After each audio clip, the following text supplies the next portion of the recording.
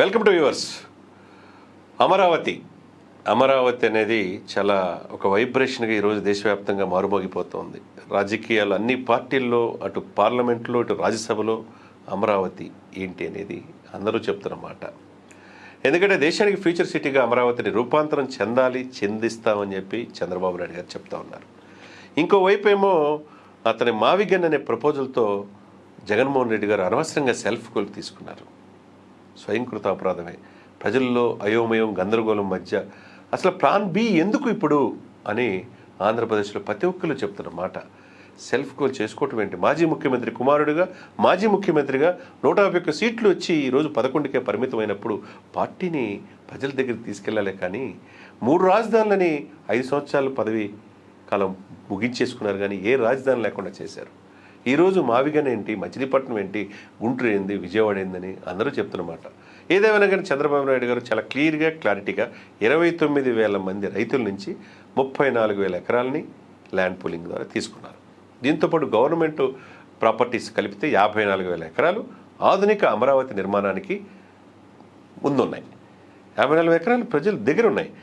54,000 కోట్ల అభివృద్ధి పనులు ఒకవైపు అమరావతిలో జరుగుతూ ఉన్నాయి. డే అండ్ నైట్ వర్క్స్ జరుగుతూ ఉన్నాయి. 2027 నాటికి అభివృద్ధి పనులు అన్నీ కూడా పూర్తవుతాయి అని అంటున్నారు. 2028 నాటికి, 2029 ఇదే అభివృద్ధి పనులని ఢిల్లీని తలదన్నే రాజధాని అమరావతి చేస్తానని చెప్పి మోదీ గారు ఎప్పుడైతే అన్నారో, మోదీ గారి చేతే ఇవన్నీ ప్రారంభోత్సవం చేయడానికి ఒకవైపు చంద్రబాబు నాయుడు గారు సిద్ధం చేశారు. ఇవన్నీ ఒక ఎత్తు అయితే, చాలా వ్యూహాత్మకంగా 4 దశాబ్దాలలో ఉన్న చంద్రబాబు నాయుడు గారు ఇంకొక వైపు పవన్ కళ్యాణ్ గారి యొక్క వ్యూహంలో చిక్కాడు జగన్మోహన్ రెడ్డి గారు అనేది అక్షరసత్యంగా మనం చెప్పవచ్చు. అసలుకి ఇప్పుడు ప్లాన్ బి ఎందుకు? మావిగన్ ఏంటి? 3 సంవత్సరాలు ఇప్పుడు ఏమైనా అధికారంలో వచ్చే అవకాశం ఉందా జగన్మోహన్ రెడ్డి గారు అంటే? ఏం కనపడుతుంది. ప్రజల్లో అయోమయం, గందరగోళం తప్పితే, విపరీతమైన ట్రోల్స్ చేసుకోవడం తప్పితే సోషల్ మీడియాలో ఏమీ కనపడుతుంది. ఎందుకు ఇంత తెలివితేటలున్న జగన్మోహన్ రెడ్డి గారు అనవసరంగా సెల్ఫ్ కొడుకు వెళ్ళిపోయాడు?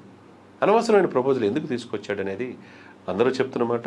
ఏదేమైనా కానీ అటు పార్లమెంట్లో, రాజ్యసభలో 100% ఇంకా రాష్ట్రపతి గారి సంతకం మిగిలింది. డెఫినెట్గా అమరావతి రాజధాని అనేది అది మార్చడానికి వీలు లేని విధంగా చట్టం రూపొందుతూ ఉంది. అదొక ఎత్తు.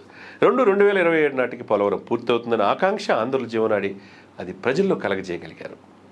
ప్రజల్లో పెట్టుబడులు పెట్టాలంటే, ఆంధ్రప్రదేశ్ వైపు చూడాలి అంటే పారిశ్రామికవేత్తలు కావచ్చు, ప్రజలు కావచ్చు, ఉపాధి ఉండాలి, ఉండటానికి ఇల్లు ఉండాలి, మెరుగైన వసతి సౌకర్యాలు కావాలి.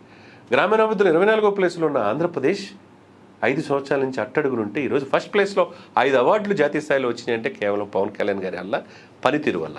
ఇక్కడ కూటమి 25 సంవత్సరాల నుంచి 32 సంవత్సరాలు ఉండాలి అన్నారంటే మేము ఉన్నాం, మేమే ఉంటాం, మేము ఉన్నంత వరకు జగన్మోహన్ రెడ్డి గారు రారు అనే నమ్మకాన్ని అటు పవన్ కళ్యాణ్ గారు, ఇటు లోకేష్, చంద్రబాబు నాయుడు గారు ప్రజలకు అందిస్తున్నారు.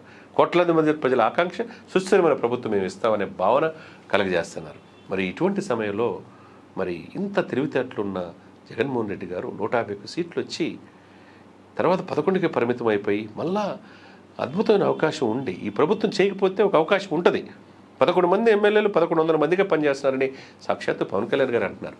అటువంటి సమయంలో అనవసరంగా రాజధాని విషయంలో తప్పు చేశాడనే భావన అందరిలో కలుగుతూ ఉంది. ఏదేమైనా చంద్రబాబు నాయుడు గారు, పవన్ కళ్యాణ్ గారు వ్యూహాత్మక అడుగులు వేశారు. చట్టం అమరావతి రాజధాని, శాశ్వత రాజధాని అనేది ప్రజల్లో నమ్మకాన్ని కలిగించారు. ఒకవైపు వైసీపీ క్యాడర్ అంతా నిస్తేజం అయిపోయింది. ఇదేంటి మా నాయకుడు మావిగన్ అన్నాడు, మరి ఏమైంది 3 రాజధానులు, ఇప్పుడేమో మావిగన్ అనే కొత్త పేరు తీసుకొస్తున్నారనే ఆందోళన వైసీపీలో కలిగింది. ఏదేమైనా ఒక అనుభవంతో పాటు ఒక పోరాట పట్టుమన్న నాయకుడు, అనుభవం అంటే 4 దశాబ్దాల అనుభవం. శాశ్వత చిరునామా కుప్పం చంద్రబాబు నాయుడు గారు, పిఠాపురం పవన్ కళ్యాణ్ గారి శాశ్వత చిరునామా, ఇప్పుడు లోకేష్ గారికి మంగళగిరి శాశ్వత చిరునామా. ఇటువంటి నాయకులు, యువ నాయకులు, అనుభవ నాయకుడు కలిసి ఆంధ్రప్రదేశ్ని అగ్రగామిగా తీసుకెళ్తంలో అహర్నిశలు కష్టపడుతున్న తీరు అమోఘంగా మనం చెప్పవచ్చు. అదే సమయంలో మోదీ గారు ఇచ్చిన మాట ప్రకారం అటు చంద్రబాబు నాయుడు గారికి, ఇటు పవన్ కళ్యాణ్ గారికి ఏం కావాలంటే ఈ రాష్ట్రానికి నిధులు బడ్జెట్లో కేటాయిస్తూ ఉన్నారు. సెంట్రల్ గవర్నమెంట్ నుంచి సెంట్రల్ ఇన్స్టిట్యూషన్స్ ఇస్తున్నారు. తర్వాత 1,00,000 కోట్ల మందికి ఇచ్చే ఆర్టిఫిషియల్ ఇంటెలిజెన్స్ డేటా కేంద్రాన్ని విశాఖపట్నంలో ఏర్పాటు చేయడానికి కేంద్ర ప్రభుత్వం సహకరించింది. అదేవిధంగా కేంద్ర ప్రభుత్వం స్టీల్ కంపెనీస్ కావచ్చు, ఇతర కంపెనీలు రావడానికి, అమరావతి రావడానికి అహర్నిశలు కష్టపడుతూ ఉన్నారు. అటు కేంద్ర ప్రభుత్వం అధికారులు రావడానికి ఆంధ్రప్రదేశ్లో వచ్చిన 21 మంది ఎంపీలే కీలకమనే భావనలో అటు మోదీ గారు కూడా ఉన్నారు. కాబట్టి ఈయన పవన్ కాదు తుఫాన్ అని ఎందుకు అన్నాడు అనేది ఇప్పుడు అందరికీ అర్థమవుతుంది. అదే సమయంలో జగన్మోహన్ రెడ్డి గారు రోజు రోజుకు ఆయన గ్రాపు పార్లమెంట్లో, రాజ్యసభలో ఈ దేశంలో అన్ని పార్టీలు కూడా అమరావతికి మద్దతు ఇస్తే మద్దతు ఇవ్వని ఏకైక పార్టీ ఏదంటే వైసీపీ పార్టీ. అది సెల్ఫ్ గోల్గా మనం చెప్పవచ్చు. ఏదేమైనా కానీ ఆంధ్రప్రదేశ్లో మేము 25 సంవత్సరాలు మేమే ఉంటామనే భావన రోజు రోజుకి బలంగా అటు పవన్ కళ్యాణ్ గారు, లోకేష్ గారు, చంద్రబాబు నాయుడు గారు తీసుకెళ్తా ఉన్నారు.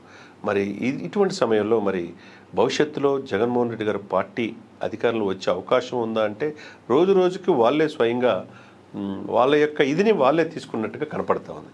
ఏదేమైనా ప్రజల్లో అయోమయం, గందరగోళం మనం కలగజేయకూడదు. 5 సంవత్సరాలు ఎలక్షన్స్ రిజల్ట్ ఇచ్చినప్పుడు మరి 5 సంవత్సరాలు ప్రధాన ప్రతిపక్ష పాత్ర పోషించి మరి ప్రధానమైన అధికార పక్షం చేయలేని పనుల్ని ప్రజల్లో చూపించాలి.